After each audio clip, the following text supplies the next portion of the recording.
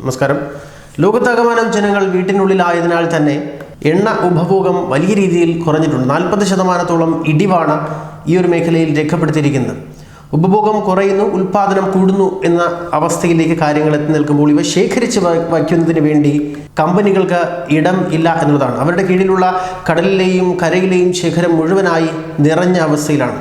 കപ്പലുകൾ, ട്രെയിൻ ബോഗികൾ, ഭൂഗർഭ അറകൾ, പൈപ്പ് ലൈനുകൾ തുടങ്ങി വലിയ രീതിയിൽ ശേഖരിച്ച് വയ്ക്കാവുന്ന സങ്കേതങ്ങൾ ഇപ്പോൾ അവർ അന്വേഷിച്ചു കൊണ്ടിരിക്കുമ്പോൾ ഇന്ത്യ നിർണായകമായ ഒരു നീക്കം നടത്തുകയാണ്.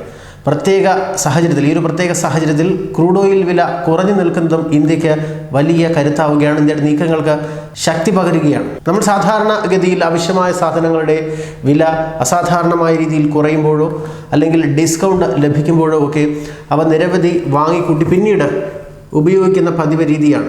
ഈ ഒരു സാഹചര്യം തന്നെയാണ് ക്രൂഡ് ഓയിലിൻ്റെ കാര്യത്തിൽ ഇന്ത്യ ചെയ്യുന്നത്. ഒരു വലിയ തയ്യാറെടുപ്പ് നമ്മുടെ സാമ്പത്തിക മേഖലയിൽ തന്നെ വലിയ വിപ്ലവങ്ങൾ സൃഷ്ടിക്കാൻ കാരണമാകുന്ന തയ്യാറെടുപ്പ് ഇന്ത്യയുടെ ഭാഗത്തുനിന്നുണ്ടാകുന്നു. ക്രൂഡ് ഓയിൽ ശേഖരിച്ച് വയ്ക്കാൻ തെക്കേന്ത്യയിൽ വലിയ ശേഖരമാണ് ക്രൂഡ് ഓയിൽ ശേഖരിക്കുന്നതിന് ഇന്ത്യക്ക് ഉള്ളത്. അവിടെയെല്ലാം ശേഖരിച്ച് വയ്ക്കാനുള്ള നിർണായകമായ നീക്കം ഇന്ത്യയുടെ ഭാഗത്ത് നടക്കുന്നു എന്നുള്ളതാണ്. ഇന്ത്യയിൽ പരമാവധി ഓയിൽ ശേഖരിക്കാനുള്ള നീക്കങ്ങളാണ് നടന്നുകൊണ്ടിരിക്കുന്നത്. എന്തായാലും ഇത് നമ്മുടെ ഇനിയുള്ള നീക്കങ്ങൾക്ക് കരുത്താകും, മുതൽക്കൂട്ടാകും എന്ന കാര്യത്തിൽ ഒരു സംശയമില്ല. വളരെ കരുതലോടെ ഇന്ത്യ നീങ്ങുന്ന ഒരവസ്ഥ. ലോക്ക്ഡൗണിന് ശേഷം പുതിയൊരു ലോകമായിരിക്കും എന്നുള്ളത് സത്യമാണ്. കാരണം പല കാര്യങ്ങളിലും പലയിടത്തും നിയന്ത്രണങ്ങൾ വരും, സ്വാഭാവികമായും അത് വരും. രാജ്യവും കമ്പനികളുമൊക്കെ ഏർപ്പെടുത്തിയിട്ടുള്ള ലോക്ക്ഡൗൺ, വർക്ക് അറ്റ് ഹോം, അതുപോലെ തന്നെ പല സംവിധാനങ്ങളും അത് വീണ്ടും തുടരുന്ന ഒരവസ്ഥയിലേക്ക് കാര്യങ്ങൾ മാറിയും. അപ്പോൾ വീണ്ടും നമുക്ക് ഏറെ കരുതലാകുന്ന രീതിയിലേക്ക് ഈ എണ്ണശേഖരം മാറും എന്നുള്ളതാണ്.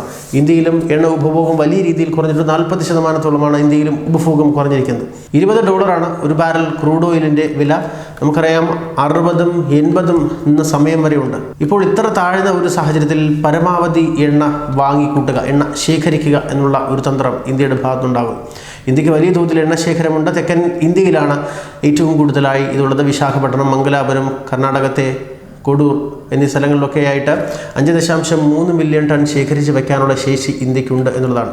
മെയ് 3-ാം പാദം ഇന്ത്യയുടെ ഇത്തരത്തിലുള്ള സംഭരണങ്ങൾ പൂർണ്ണമായും ഉപയോഗപ്പെടുത്താൻ കഴിയും എന്നാണ് വ്യക്തമാക്കപ്പെടുന്നത്. ഇന്ത്യയുടെ കപ്പാസിറ്റി പൂർണ്ണമായും ഉപയോഗിക്കാൻ തന്നെയാണ് ഇന്ത്യ ഇപ്പോൾ തയ്യാറെടുത്തിരിക്കുന്നത്. ഇന്ത്യക്ക് വലിയ ലാഭം ഉണ്ടാക്കി നൽകുമെന്ന കാര്യത്തിൽ ഒരു സംശയമില്ല. സാമ്പത്തിക മേഖലയിലും ഇത് വലിയ ഗുണം ചെയ്യും എന്നാണ് വിദഗ്ധർ വിലയിരുത്തുന്നത്. വലിയ രീതിയിൽ ഓയിൽ റിസർവായി മാറ്റുന്ന ഒരു രീതിയാണ് ഇപ്പോൾ ഇന്ത്യ സ്വീകരിച്ചു കൊണ്ടിരിക്കുന്നത്.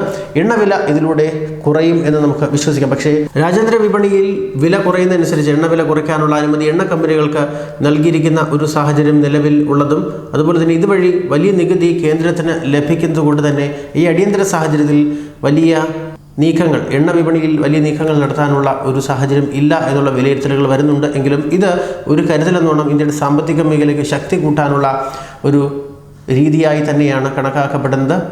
ലോക്ക്ഡൗൺ കഴിയുമ്പോൾ നമ്മുടെ മുന്നിൽ ഉണ്ടാകുന്ന ഒരു പുതിയ ലോകമാകും. എണ്ണയുടെ ഉപഭോഗം കുറച്ചുകൊണ്ടുള്ള രീതിയിലേക്ക് എത്തുന്ന സാഹചര്യത്തിലേക്കാണ് കാര്യങ്ങൾ പോയിക്കൊണ്ടിരിക്കുന്നത്. അപ്പോൾ ഈ ശേഖരങ്ങൾ നമുക്ക് വലിയ മുതൽക്കൂട്ടാകും എന്നാണ് വിദഗ്ധർ വിലയിരുത്തുന്നത്.